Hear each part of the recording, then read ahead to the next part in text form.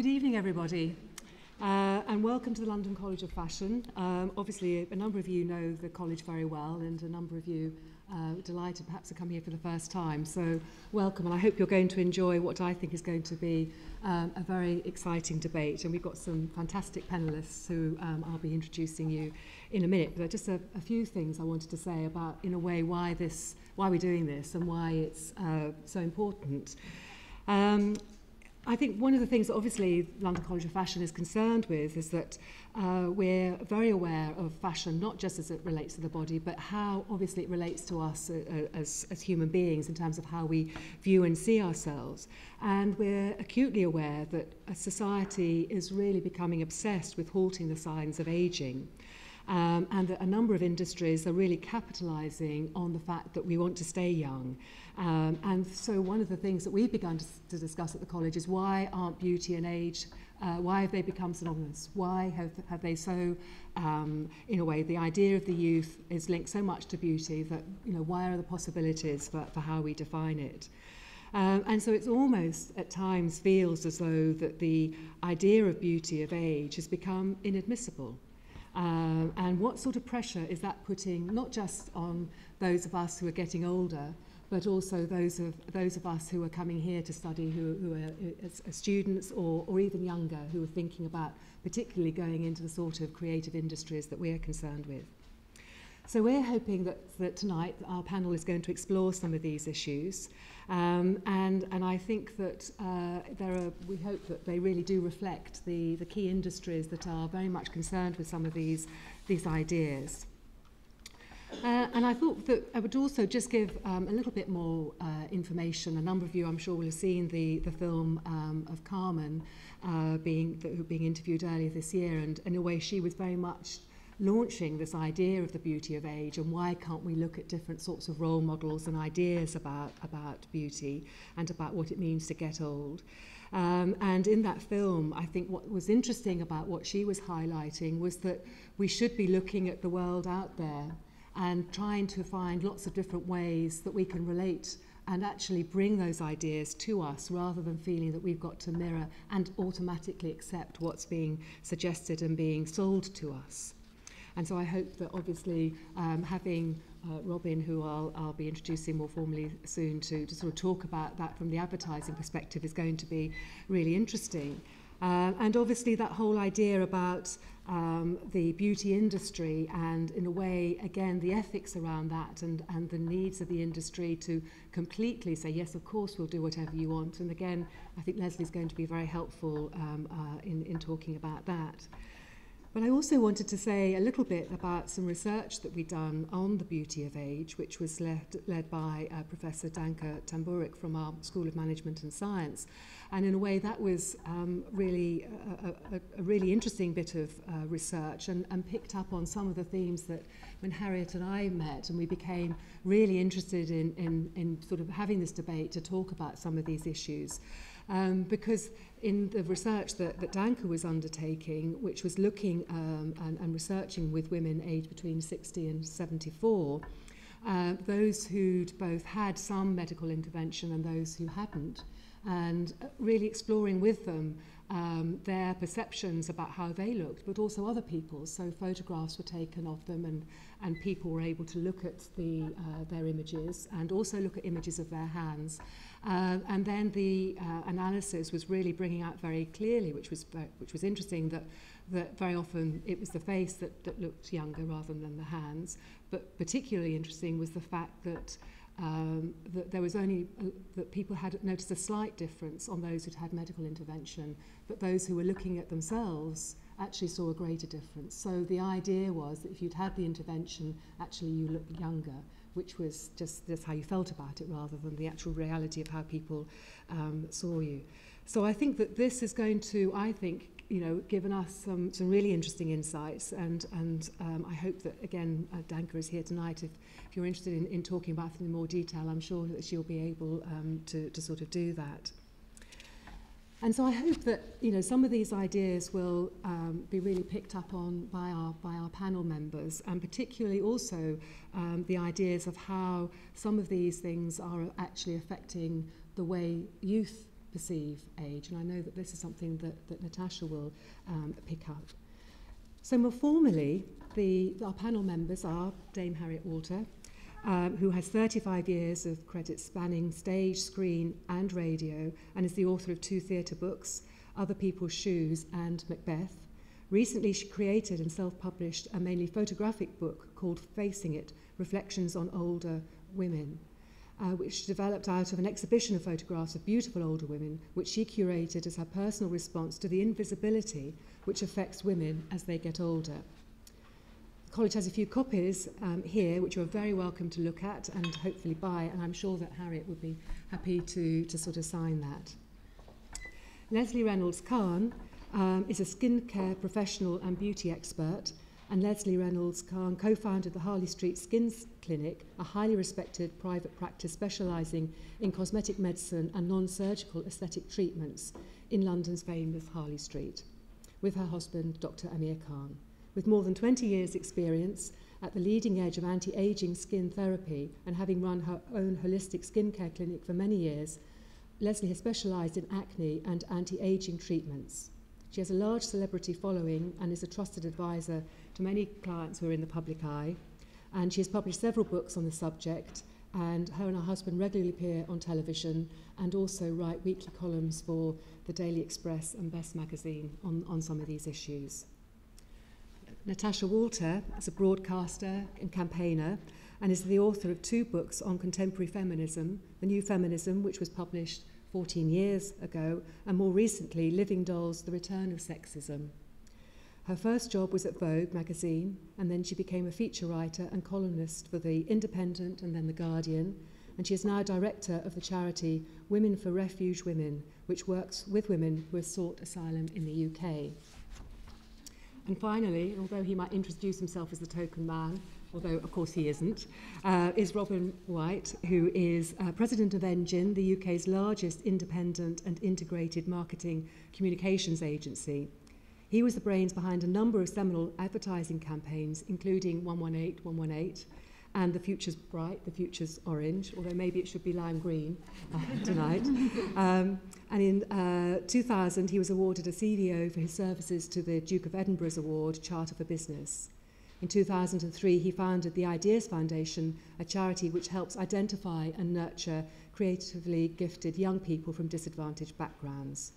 And more recently, he's been working on a study looking at the way the brain processes communications and building on the latest thinking from evolutionary psychology, cognitive psychology, and neuroscience.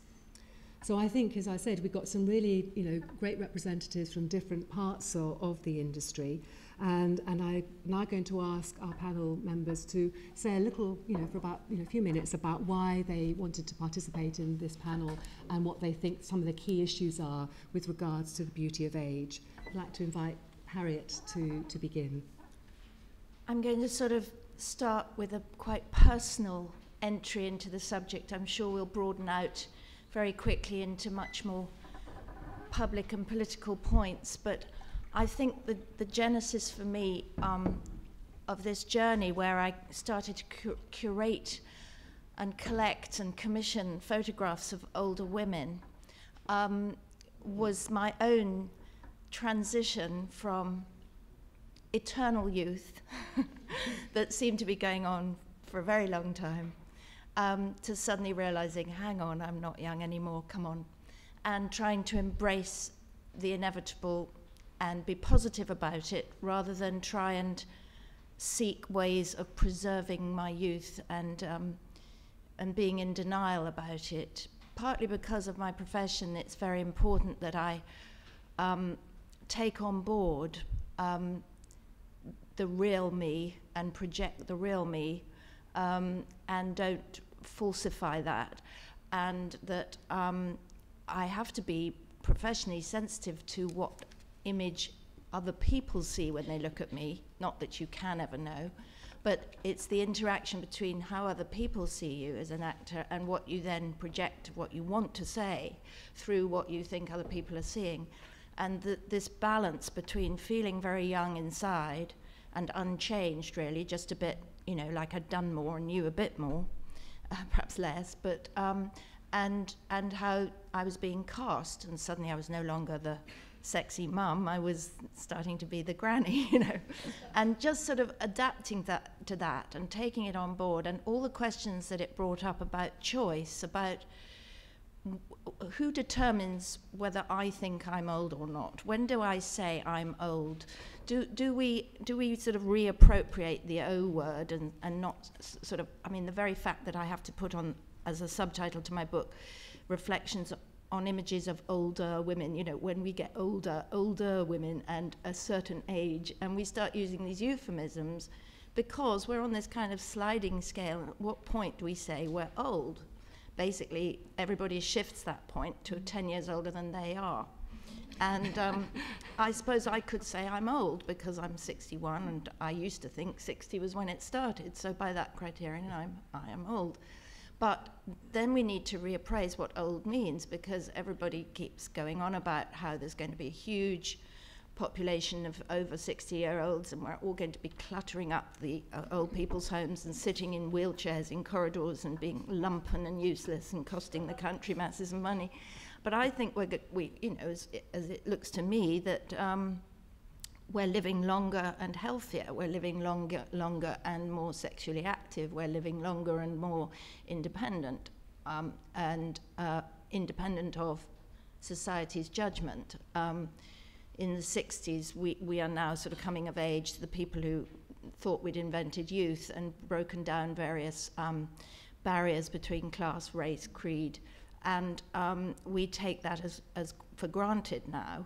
Now that we're getting old, we are refusing to put on bonnets and shawls, and we're, and because society doesn't rigidly say at what point you've got to put on a bonnet and shawl, which it used to, we've now got all these choices about how, you know, how do I want to look? How do I want to project myself? Should I be even thinking about what I look like anymore? Isn't that a bit embarrassing? The fact is that I want to still look nice, but I want to look my age. I don't want to look young. I want to be healthy. I want to look like me, for all its faults. It's who I am, and I want that to be what I project. It might be different every day. You know, my sense of what I want to wear today can change according to my mood. But I wanted to celebrate in this book and this collection of photographs the numbers of millions of, you know, so many diverse ways that women can send this great message of interestingness, humor, life lived, bravery, humor, I've said humor, you know, sadness, sorrow, bitterness, whatever, all these things that have accumulated in their faces that I still think are beautiful because they're authentic, but it doesn't mean you've got to let it all go, but it doesn't mean you have to make up. It's up to you, you can choose, and I wanted to celebrate all those different choices and look at them for myself. Okay, thank you. Leslie, I mean, obviously that whole, I mean, the idea that people are happier with how they look like, I mean, that's something that, again, you might want to pick up in your introduction. I have to say, first of all, you look fantastic if you're right. And every week I see literally hundreds of people, and the majority of them are women that are ageing and don't like the way they look. And it's not necessarily that they want to look younger. I think what they want to do, and we try to encourage, is that they look as good as they can for their age, and that we can help them to feel confident in themselves. And I think the difficulty is that we have to accept that we're ageing. And for a lot of people, they can have a lot of work done and look actually quite ropey, and that what you really want to do, you can look like a ropey 40-year-old and you want to look like a fabulous 50 or 60-year-old. And I think probably the most difficult thing is that whatever you do, your skin is going to age. It's not just your face. So a lot of people focus on the face, as we were saying earlier, and not your hands, but the whole of your body is going to age. And that if you can accept that and do little tweaks and little bits and pieces if it makes you feel better, that's probably the best way around it. And I mean, it's the same for me. I've found it myself as I've aged. What am I going to do? I could go down the extreme route because I've got everything available to me. And I do some treatments. I have some things done, but I like to think that I would look okay for my age rather than trying to look like a very young woman. But I do think that our society is very ageist, and that's probably why a lot of us try to look younger, and people won't necessarily get the jobs that they want to get if they don't care about themselves at all. That's not just about having surgery. It might be dyeing your hair, you know, the way you dress, the way you look, your weight. So it's a whole image that you have to put together, I think. Robin, obviously, I mean, we've tended to highlight it very much from the perspective of women, but we know that this is increasing pressure on men as well. But I just wondered what your initial comments and thoughts are. Well, actually, I'm going to talk more about women than men, and I'm actually going to confront the issue about why we might be ageist.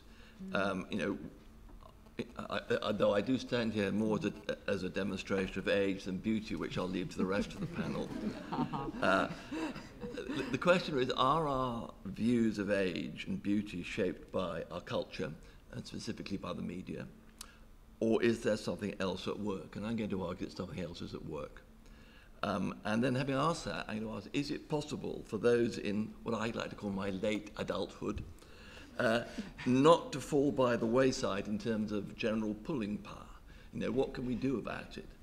And there's two phenomena I want to look at. One is the interaction of two phenomena. One is our ideal of beauty, especially female beauty, is, and it's just not my view, it's scientific evidence, is created by evolutionary forces, not by media manipulation. That's the first point. And secondly, the second point is that our evolutionary lifespan is actually between about 35 and 45 years, and we're all into overtime. And we're influenced by these biological forces that influence the way we respond to things, because of all the extra that modern life has given us, and what do we do about it? So let's first of all just look at aging from an evolutionary perspective. You know, we're all here for only one purpose, and that is to pass on our genes. If we haven't done that, our genes are very cross, but that's why we're here. And so much of evolution is about that. And certainly in the early, in thousand years ago, we wanted to pass on our genes as early as possible. I mean, Romeo and Juliet, 14-year-olds, and the younger the person, the greater the chance of fertility. So this is wired into us. It is not created by media manipulation. And even the whole concept, for example, of the blonde bombshell, people liking blondes, you can find out in evolution why blondes are favoured. Blondes are favoured for the simple fact is that blonde hair changes colour.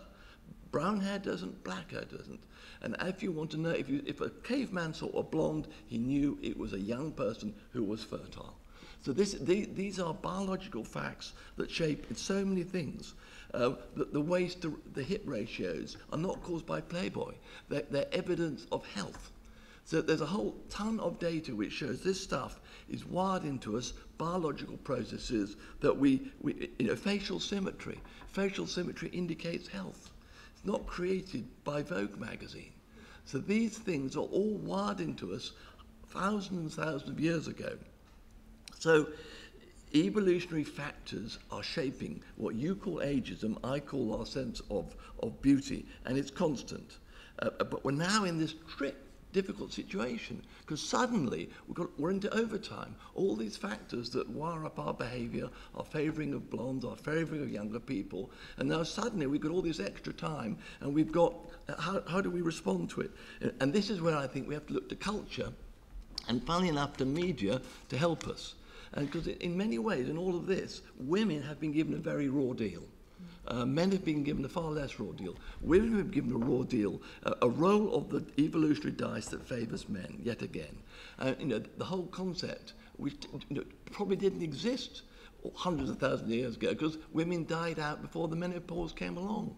They're fertile, their fertility was all over, they'd done their job, and now this phenomenon exists that causes all sorts of aging in women, can be helped in all sorts of ways, but the attitude towards it are shaped by phenomena going back hundreds of thousands of years.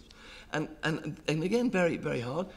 For women, the biology also suits the patterning of having the younger woman like the resources of the elder man. It's not caused by wickedness, it's caused by genes, it's caused by biology. So what could be done about this? And even the whole phenomena of the wise old person has been done away with useism. So how can, and for me the exciting and not the challenge is, how can media and fashion use their skills to combat these biological phenomena? What can we do about that? And I think a lot can be done. Cosmetic surgery, for example, for those who want it, should be applauded because it's combating all of these processes. The whole concept of inner beauty, the Dove campaign, how can we create with the media a different value system? How can fashion more colourful for older people? But bold, you haven't seen my shoes, come and see my shoes later. The concept of the cougar, we should applaud it. Why shouldn't there be new rules to combat these biological pressures? So what I am saying is, I'm saying the opposite of the normal. Media doesn't shape our ideal of beauty, but it can help reshape it. And that, I think, is the exciting challenge. Fashion has a major role to play in this, and in my small way, I'll do my little bit too. Thank you. Natasha. I don't know really where to start after that. I just wonder, have you ever heard of that other evolutionary theory that says that, in fact, grandmothers were incredibly important to the evolutionary survival of the human species? Because it was actually, according to this other theory, I've just checked the reference in my book, which I luckily brought with me, this theory advanced by Kristen Hawkes, first of all, which has been quite widely taken up in certain circles. It was when women were actually freed from childbearing, when they entered the menopause, that they were able to forage more for their families. And it was this that gave their families the evolutionary advantage. So in fact, there may be some evidence around that it was older women who were particularly valued, and getting an older woman to invest in your offspring and to be part of your family unit would be incredibly important to those, to those men who were actually, you believe were just out there chasing blonde women, though I don't know quite where they would have found them in the sort of cradle of human evolution in Africa. But anyway, that's a whole other argument. But just to sort of go back to the original about why we're here and sort of initial thoughts, I did want to say, before I sort of talk about my own sort of feminist perspective on this, just the reason why I'm really here is because of Harriet, and I just want to say something about how important I think Harriet's work has been in looking at images of older women and the beauty that one sees in older women, because I think that for me, sort of coming up, into those aging years, I think so often what you see is people talking about women's look, sort of distancing themselves quite a lot from this process. I think often we feel a bit ashamed, to be open about the way it affects us ourselves. And I think just the way that you've come forward, and what you just said about how you felt so important to be honest in this relationship, and the work that you're doing in trying to show how older women can be beautiful, I just actually find it quite empowering and enlivening and quite exciting. And I'd sort of put it, for me, it belongs in the same sort of area that I find quite exciting, where you see older women. We were just talking before the event about someone like Mary Beard, coming forward and saying, actually, this is what I look like, just sort of deal with it. And other women who, the woman who took the BBC to court for age discrimination when she was dropped from her programme, and, coming out and saying, I was told to dye my hair and have Botox, and being very honest about the pressures that women are under and trying to look for alternatives. And I just think that is, that is really valuable and it's really important. Just wanted to sort of say that, because the other thing I want to say in my sort of preamble is a bit more sort of lowering and depressing, which is that I come at this, from a point of view that things are quite bad in the culture and media at the moment. And the first book I published, The New Feminism, 14 years ago, I was pretty optimistic, really, I think, about where things were going, both in terms of women's growing equality and what that meant for our ideas around fashion and beauty. My feeling has always been that it's important as a feminist to get away from that uncomfortable stereotype of feminism, that the feminist is sort of above all things bodily, really, doesn't really much like sex very much, doesn't really much like, looking nice, doesn't really want to spend time thinking about her clothes and her hair and so on. And I think absolutely fine. We must be free to take that path as feminists if we want. It's very important if women, don't want to engage with fashion and beauty, they should feel free to do that. But I hated the idea that if you were a feminist, you sort of had to look like that. There was, I think, a very off-putting stereotype. A lot of young women particularly found that very off-putting, this idea that you just were sort of locked out of engaging with all of that if you're a feminist. I think that you can be a feminist and be free to enjoy all that side of life, all the fun, and the dash and the swagger of fashion and beauty, and, hanging out with your friends when you're young, trying on makeup, or, hanging out in the hairdresser, whatever it is, whatever you enjoy. And I felt that that women were getting more equal. This is what I thought 14 years ago. We were all getting more equal. We could all be sort of freed up to just enjoy that more. And we'd begin to create a wider range of role models, a wider range not just in terms of age, but I think so importantly also in terms of shape, and in terms of colour. It's still such a white-oriented industry, the fashion industry. The reason why I went back to this area and wrote Living Dolls, which was published a couple of years ago, was that I started sort of looking around, and for me it was very much triggered by having a daughter myself and sort of reconsidering the world that she was growing up in. Just looking around and thinking, didn't quite happen like that, did it? We haven't really got the equality that we thought was kind of within our grasp. And what's more, I felt that this was linked into, was sort of feeding off and being fed by a very, very narrowing idea of what it is to be beautiful, what it is to be sexy. And, the research I did for Living Dolls was very much among young women. I was very keen to look at what was going on with teenagers, women in their early 20s. But obviously, one of the big pressures, I think, on young women is there aren't any old women around. I think that's one of the big problems for them, that all the images they're fed are of this very young, sort of artificially sexy image. And it's very hard for them to sort of think about life as a process, life as growth, being valued for being articulate or being talented, your energy, if you're not seeing older women with all that older women have to give, as role models, being seen in the media and so on. So that's, where I'm coming from in this debate, and I'm very eager, to hear more debate about all this going on. I mean, I think that's very interesting. I mean, I think a number of you may be aware of the film Misrepresentation, which was made by an American female film producer, again, for similar reasons, for the fact that she had a daughter and was very concerned, again, about the lack of role models, both in terms of age, but also in terms of intelligence almost as well, that not only has our definitions of beauty narrowed, but also the sort of two-dimensional, you just become a surface almost. And thinking about that, again, a number of people within this film, again, a number of women were making the points about the pressure on having to have surgery or whatever in order to get the roles, but also the narrowing of the roles, the fact that there aren't some of the great, you think about some of the films from the 40s and so on for women. They showed women as powerful sort of roles, but also at different stages as well. And certainly, Harriet, I think we've discussed a number of times again that there isn't the opportunity to imagine now so much what it is to be older and for that to be a universal as well.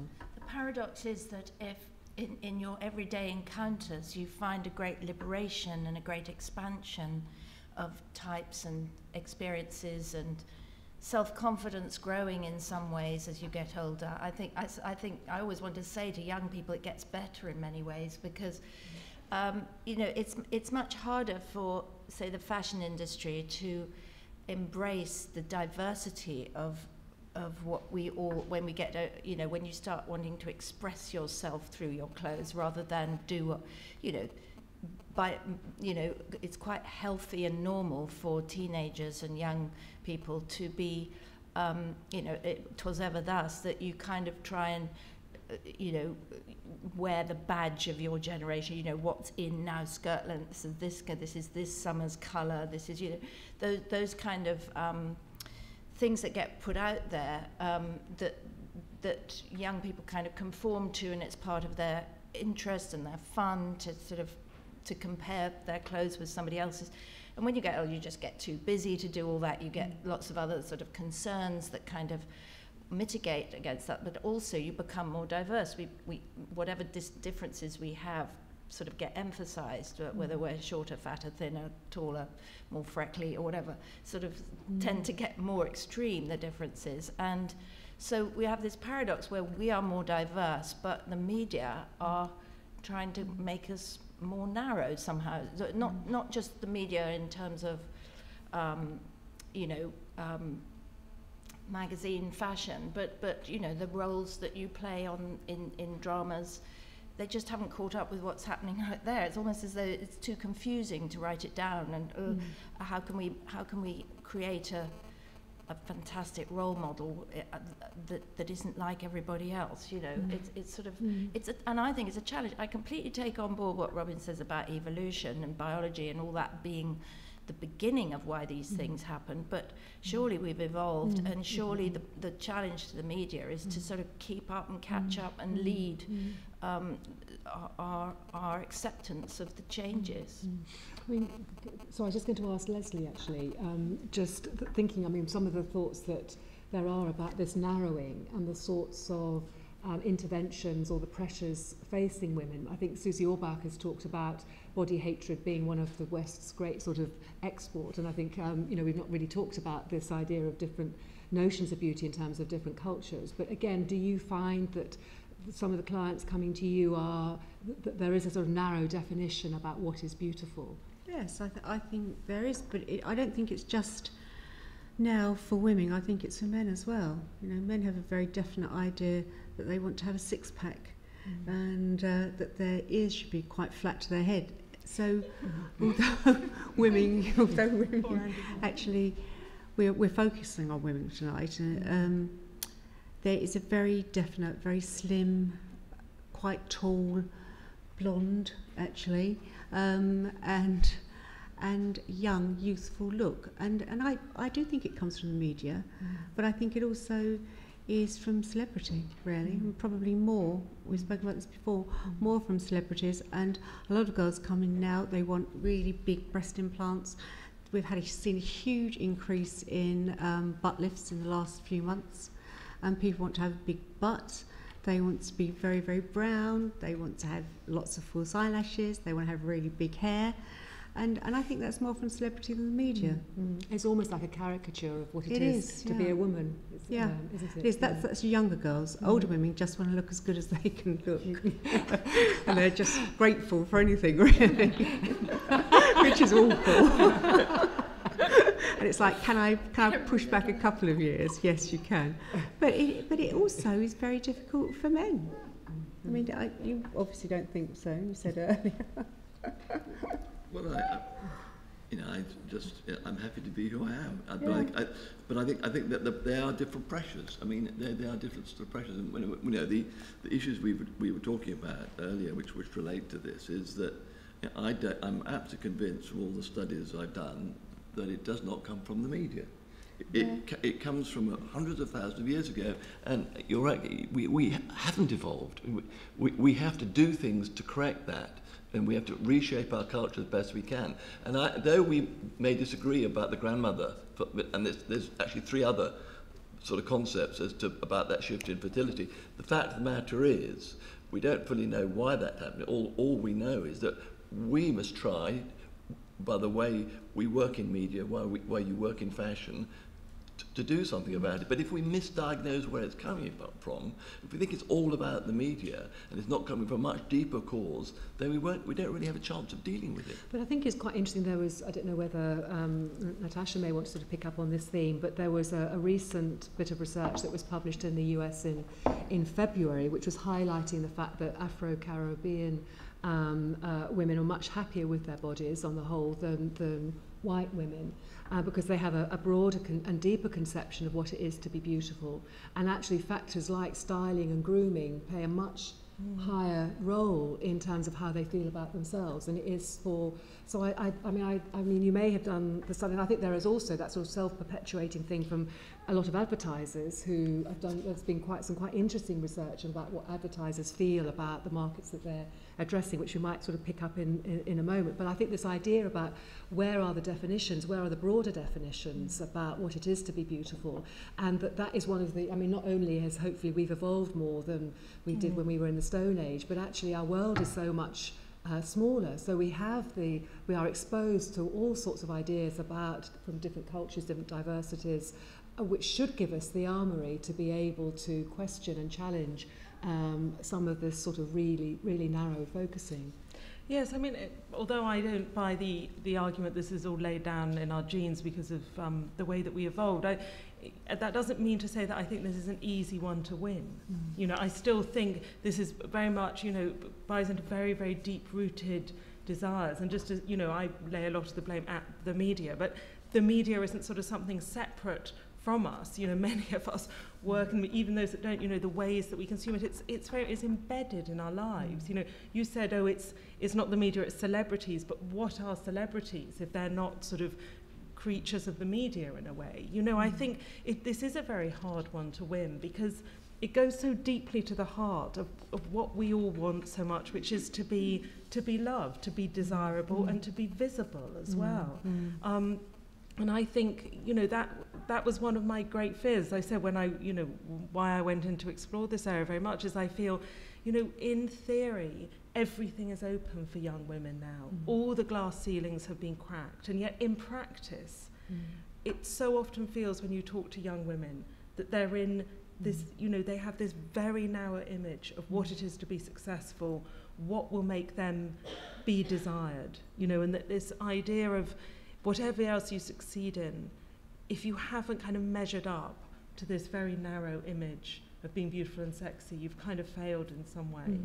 And one of the things that I explore a lot in Living Dolls is the hypersexual culture, just how highly sexualized this has all become, even for very, very young girls. And what you were saying, Leslie, about the sort of image that a lot of young girls are buying into, the very exaggerated breast implants, or you know, obviously a lot of this is to do with the mainstream of pornography, not you know, maybe pornography itself, or maybe pornography's influence on our culture, just in terms of what we see as the desirable body shape. And I think, you know, and Living Dolls, I try and unpack some of those influences in a way more than looking at the fashion industry or the beauty industry, though of course it's all interlinked. I think there's something about the easy transmittable image. I mean, you know, that, I don't know, cast your mind to any period in history, but for argument's sake, Jane Austen's sort of Village, you would get your sort of scale of self-worth through all sorts of media like gossip or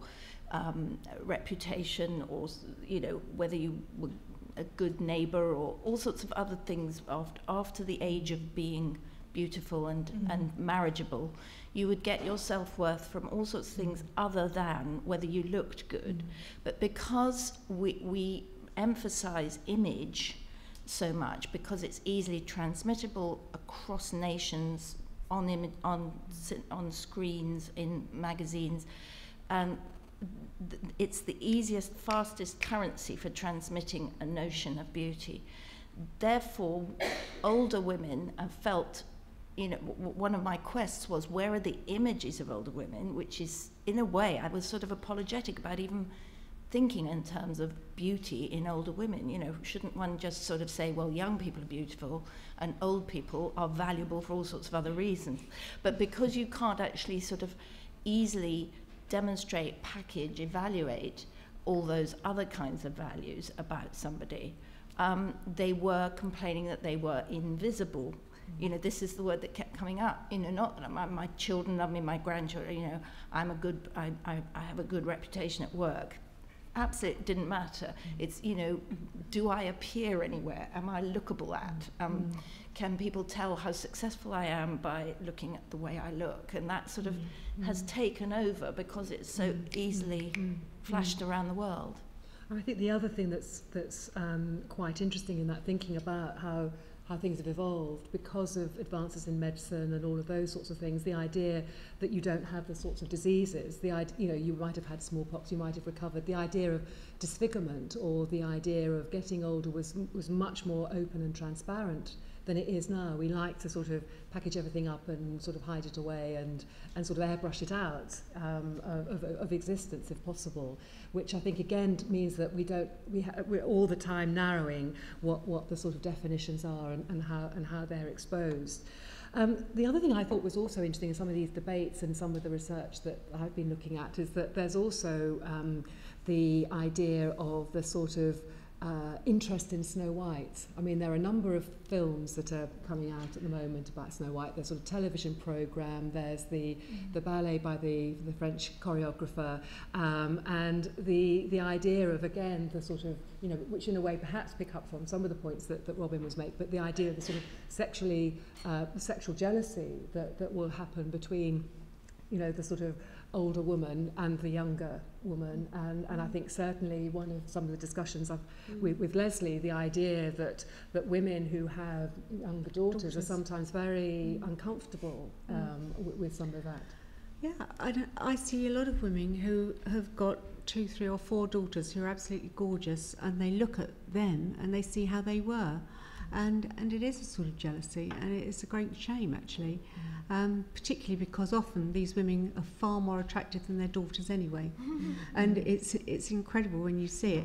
But it's not really about looks; it's about youth, isn't it? Yeah, it's about youth and wanting that youthfulness and wanting that very firm young skin, and sometimes possibly just the thought of that this child who's 18 or 20 has got a whole life ahead of them. So sometimes it's what you're lacking inside yourself that's making you feel really uncomfortable. And in a way it's then projected just onto how you look, No. as opposed to what you've achieved or what the possibilities are that are still left. And in a way it comes back to that, you know, where do we define what it is to be older?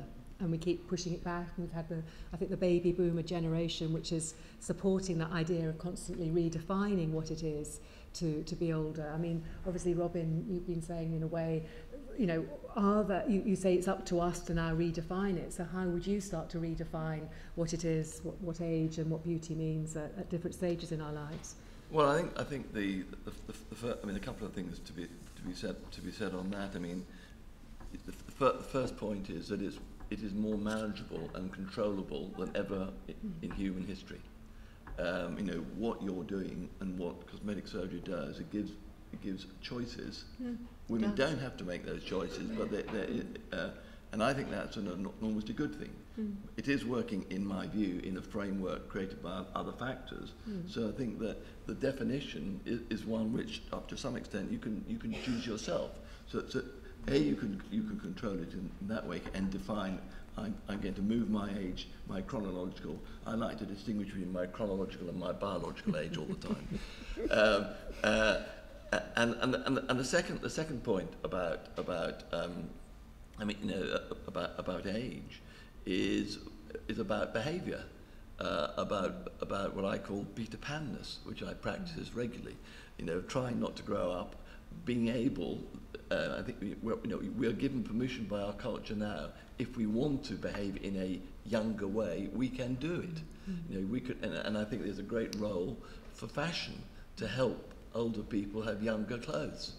So I think that the boundary is very, very flexible. You know, I don't think there's a moment where when you're, I mean, for example, I'm now, the age I am now, which is 67, I thought that was 1 foot in the grave, and I thought I was nearly dead. I don't allow my grandchildren to use that word. They have to call me G-kids, because Martin Sorrell made this great remark, which was the word grandfather is like a telegram from the mortuary. So I don't receive any telegrams. And I haven't. I've got. So you can change it, and this is the thing. And you've got the, if you like, the physical ability to change it. You've got the mental ability to change it, and you've got all the work that you're doing. I think in trying to reframe it with, and I think the Dove campaign is another group of people who are reframing it. So I think it's much more flexible. I think it's much more flexible. And though you're, so leaving aside. So I think there may be a big biological process in the background. We can us, us oldies can forget that we are like that, and we can just have fun. But I think there is some quite, in looking, as I sort of referred to earlier, some of the research that's been done into advertisers is quite interesting, because they're certainly under 50, majority, if not under 30, and some of the interviews that were done, they would talk about their concerns about not wanting to address this particular, the over 50s market, because they were losers, and they were, this was quoted, they're sort of decrepit, and, potential loss of bodily functions, all of these sorts of, and so the idea that you don't want to in a way engage with that market, I think is, so I would say, yes, of course, there are issues that we're having to deal with in terms of the evolutionary aspects, but I do think this thing about the media, there is a culpability in there, and I think it's how do we, if you've got people who are thinking, well, actually, these market, there's losers, there's no point addressing them because they're going to die soon. Well, but let me give you another viewpoint on that, because I don't know the because of that research, but a lot of older people, as a word I invented called youthism, they look backwards to a centre of gravity of between 18 and 25, 30, which many things are shaped by, and they like to mentally see themselves in that stage. They wear jeans. People of my age wear jeans. So lots of people are looking backwards and wishing to see themselves in a younger centre of gravity. So the advertisers and the brands researching those people, saying, what are they fantasizing? What are they dreaming about? And they want to dream about something younger, not something of their own. But I think also I know some of the talks that we've had here, the point being made that again it comes back to this idea of role models, the idea of how can you use the media and different aspects of it. Obviously we're talking about media and there are so many different facets, but the idea that can then help us all to not accept the fact that we're going to have one foot in the grave, but actually the idea that we need to think about different ways of having different values and of living our lives. Yes, because it's interesting, because I understand what you mean about how we don't have to sort of buy into that stereotype of age, but in a way there's almost a denial of it, and I find almost more sort of empowering and enlivening, what I feel you're trying to do, which is to actually say there is something of value in this stage of life as well, which is different from the youthful stage of life. And I can see that at the moment advertisers are scared of putting the old person in the front, or seeming to speak to old people, because at the moment old people are thinking, oh, that's not me, I'm not really like that.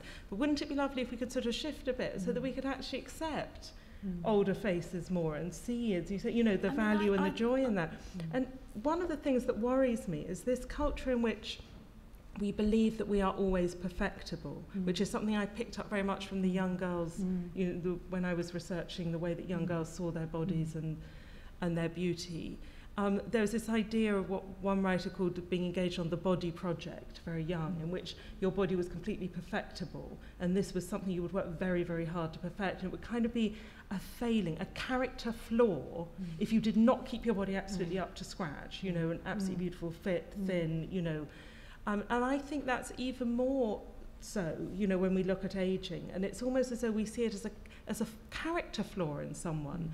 To age, and I think we want to get over that, and it's not, all those interviews you read that start with, she's 55 but she looks 35, she works out 5 days a week. So that sentence is just stuck in my head. It was an interview with someone in the last issue of Vogue, because she works out 5 days a week, so she looks 20 years younger, and you just, always that praise for being strong enough to be young. Couldn't we celebrate a bit more those people that actually are unafraid, to be that age and are enjoying the things that come with that stage of life, whether it's being a grandparent or, I think grandfather should be a real compliment. you can be Peter Pan and a grandfather. That's the freedom we have, but don't deny that you're a grandfather as well. It's great. Okay, I'd now like to, obviously there's some really sort of key points that have been made, and I'd just like to sort of open it up to the audience to see, again, are there particular questions, either generally that you might have, or for any one of the panellists that we've got. So, in a way, any questions? Or, Deirdre? I think the media are, there is culpability. And the reason is this: if you were assessing the attractiveness of a man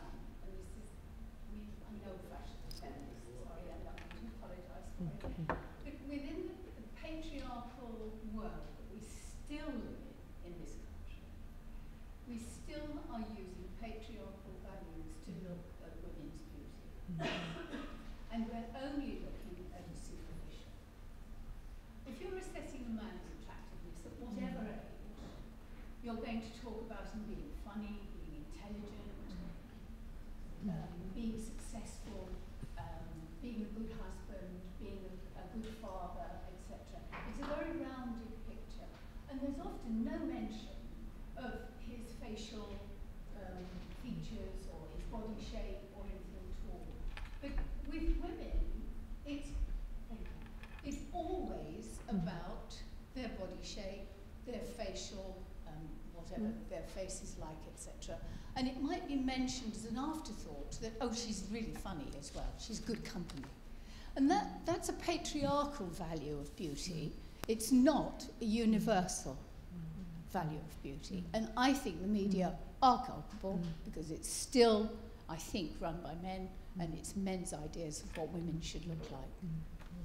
I think men are more shallow, sorry. And I think that as women, we see men for lots of different things. We say they're funny, we like their personality. It's not always about the way they look.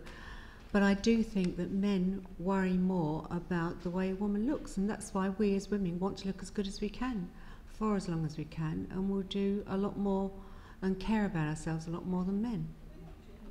I do. I really think that's true. Because I see so many people, and the men that come in to see me are always coming because of their jobs, and they want to look younger so that the person they're working for or the corporation they're working for will think they're younger and that they're going to be better at their job and they're not past it. And that's a fact. Very few men come and say that they actually want to look better for their wife or their women. But as women, you know, I think we do go much more on our looks, and I think it's a fact. Yes, well, I can just give you the scientific facts. You may not like them. The facts are that you're wrong. You're right. The facts are, I mean, yes, we obviously are a patriarchal society. I can't do anything about that. But you know, we are a patriarchal society because that is, in the evolutionary framework, men protected women, and that's how it came about. But a much bigger point than that point is the point which is I totally accept about the man looking at the outside of a woman and the woman looking at the inside of a man. You know, why that came about and how it is there for evolutionary reasons. And it's very interesting, you made the point that men come in to do stuff about their work. That's about improving their resource. And by improving their resource, they make themselves more attractive to a woman. So you may not like these facts, but if they want to be changed, we have to realize where they're coming from. And writing it off to the media is simply not accurate and doesn't give us a chance to deal with it. Lorraine. I have a question. I'm slightly concerned about your account of evolutionary science. Okay. Because most of us who have a model of change... Sorry? Most of us who have a model of change have noticed... Most of us, sorry, what, sorry? Who have a model of change Right. have noticed, for example, that women are having babies much later because of technology, and that's absolutely taken for granted. Also, you know, in about the 1970s, the account of the unconscious was developed, and the argument was that actually the unconscious informs desire. And so, yeah, obviously the media does have a role to play in how desire is experienced, and the male gaze has been present in the media for a very long time. Doesn't mean it can't change. And what I find slightly frustrating about your account is that there's an opportunity. I disagree with Francis. Some of the advertisers I have been looking at are looking at how, you know, people in their 50s have money. And actually that's very powerful and very targeted, like The Guardian have changed their tack. They finally got with the programme. So I'm sort of slightly more hopeful. I'm not saying that the media isn't a problem. I'm not saying that there are desires in the public realm that inform us, but change is possible. And that I think that you haven't really given any account in biological terms of change, and that you've actually misrepresented the discourse.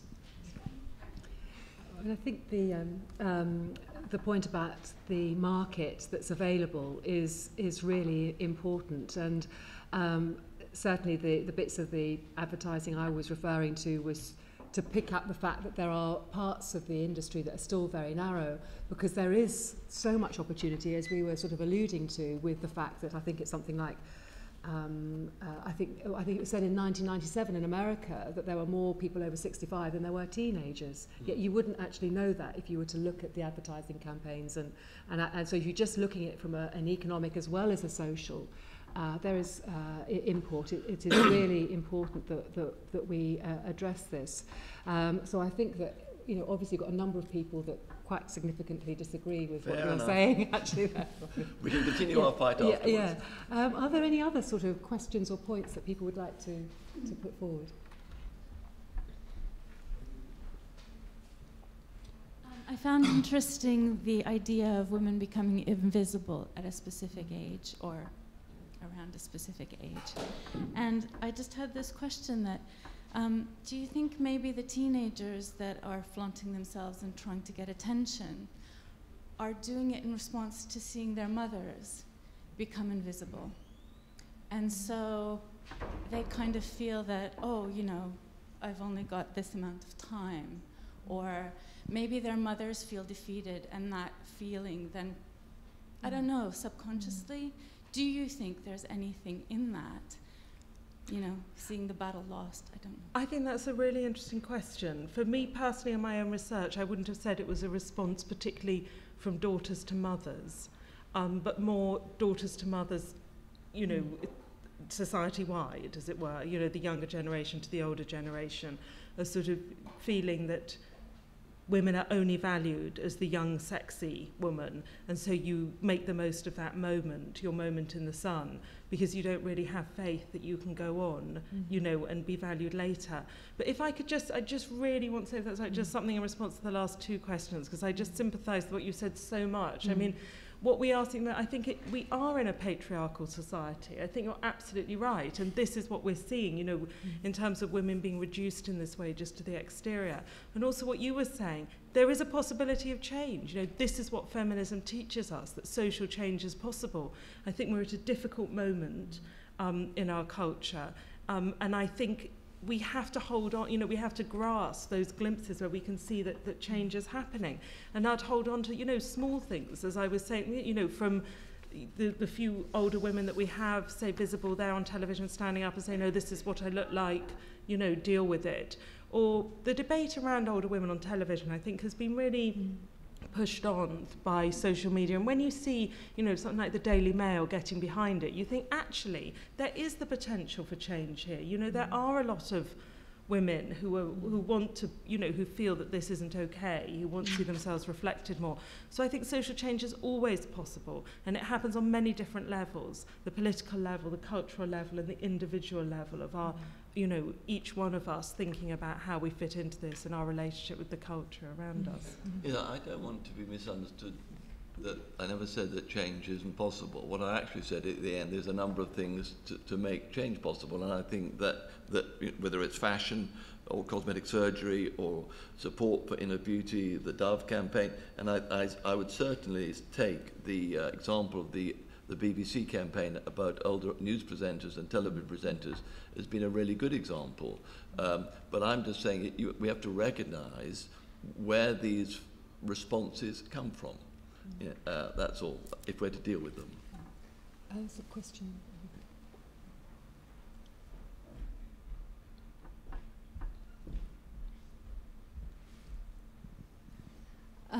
With regard to social change, I was wondering, one or two of you touched on ideas of beauty coming from other cultures.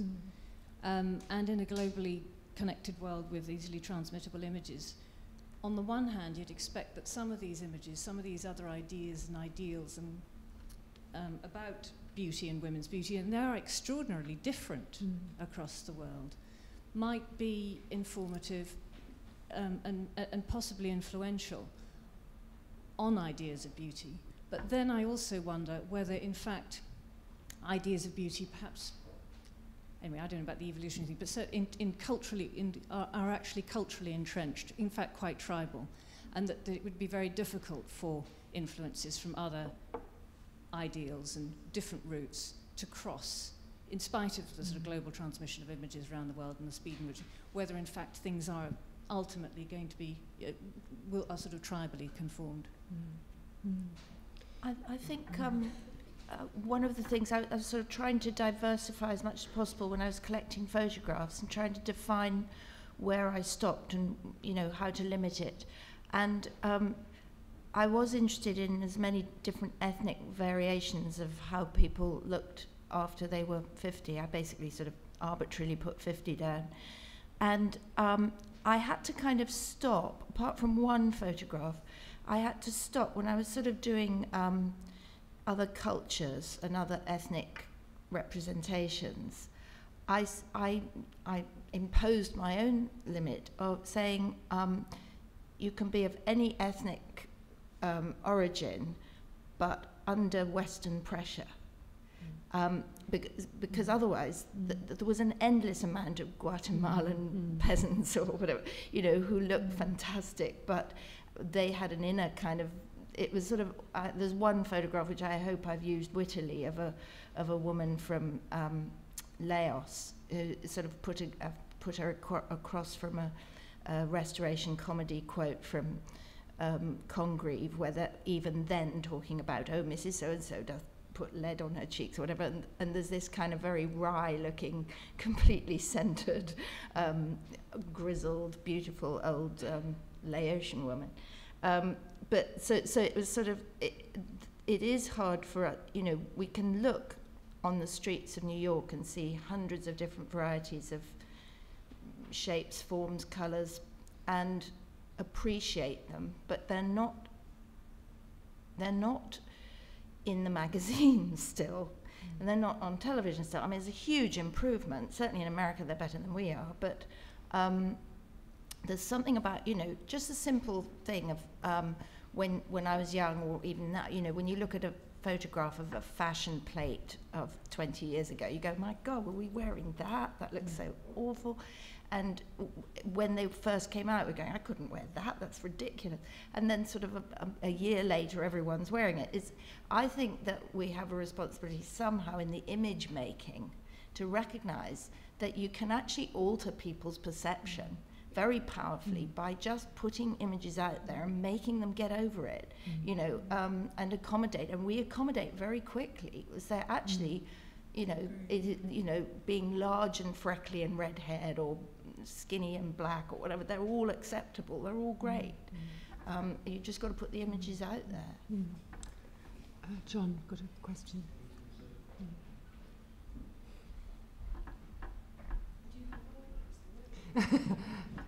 Thank you very much. I'm glad that I think we are resisting Robin's highly diverting, as always, evolutionary determinism. And, you know, if we've got any free will, then we might at least devote a good part of it to saying, well, that may be what the cavemen did, but perhaps we can do just a little bit better. But as always, it makes us think, but I don't think we should act on the basis of it.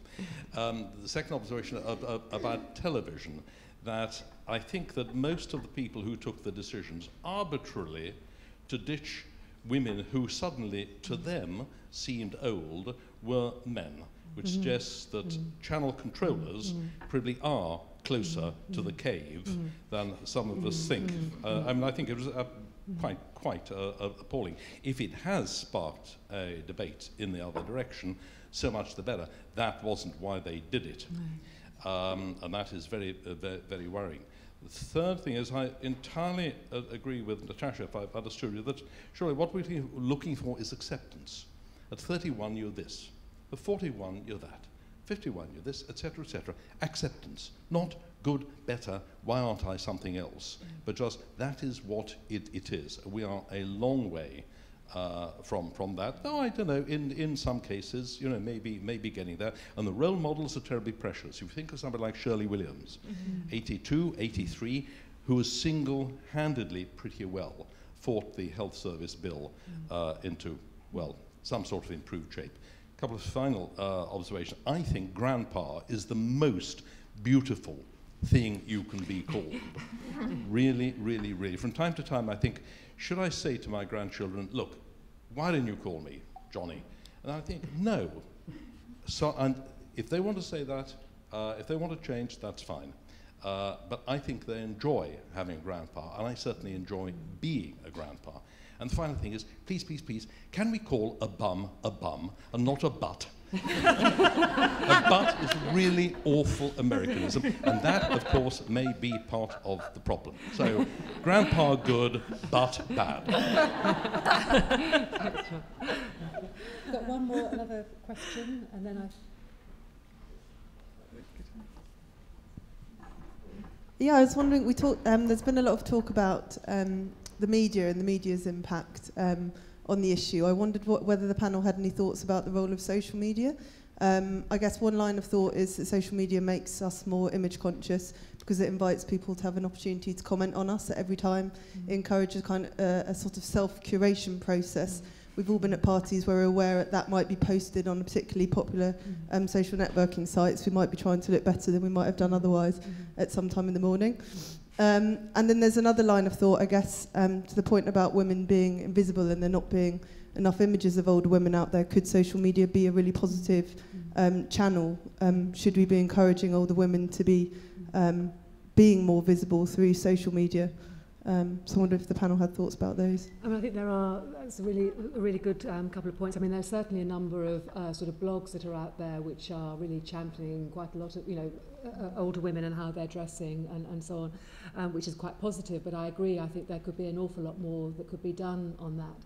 But I think we also know the very negative aspects that social media can have in terms of putting more pressure. I mean, certainly I know Debenhams had a campaign where they were using larger models and also on some of their clothes, but they had to change it because the social media was so aggressive in terms of how the models were looking that they had to back down over that.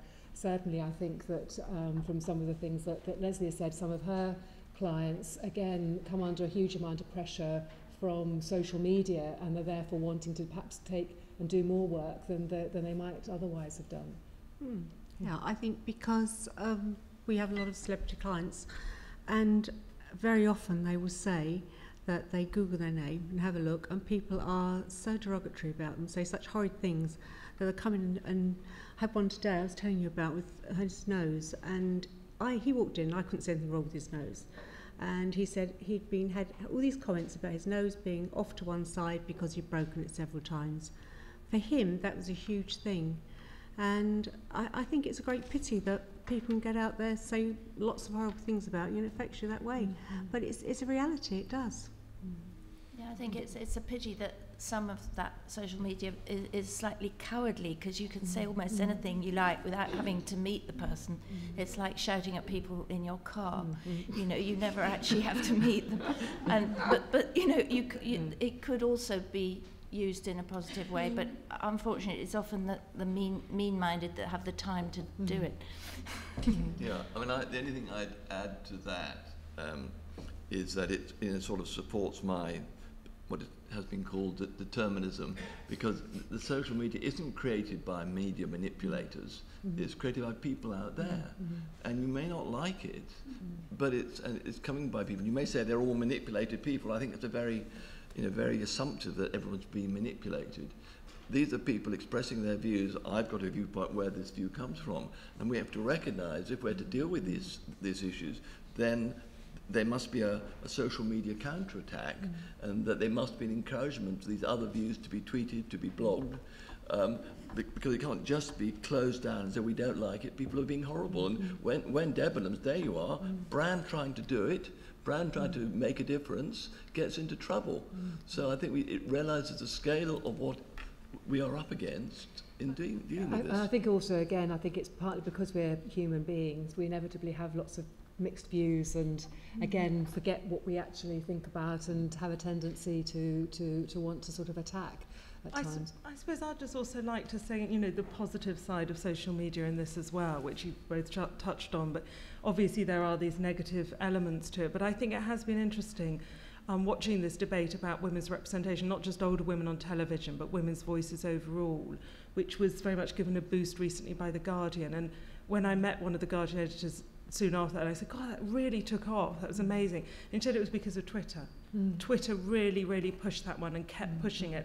And I think the sort of solidarity that you see among a bunch of Twitter women, with big, big followings, can then really, get these messages out there and going. And so I just wanted to pick up with what John said about Shirley Williams being a role model. I think it's really important when we're thinking about role models and faces of older women. Obviously, it's partly because of the nature of this debate. We're talking about the fashion and the beauty industry, thinking about actors and so on. But it's also about just women in those active roles, as politicians being valued just for what they're doing out there day by day. And what we see so often with women in political life is that they're still taken down by the media, you know, told you weren't looking okay. The number of times Shirley Williams, you know, has been told off for looking scruffy and not brushing her hair.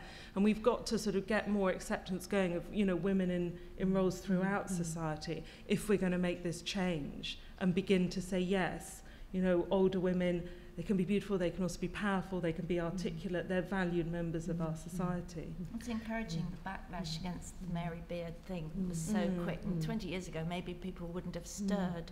They might have just quietly muttered, but it's absolutely immediate. You know, let the woman get over it, you know. She's I think teaching us things. I mean, that's really, everybody's got a responsibility in this room to obviously go out and tweet if you do tweet, or, you know, make these comments and actually champion it, because I think it is so important if we are going to make the changes, which I think we all recognise that we absolutely need to do.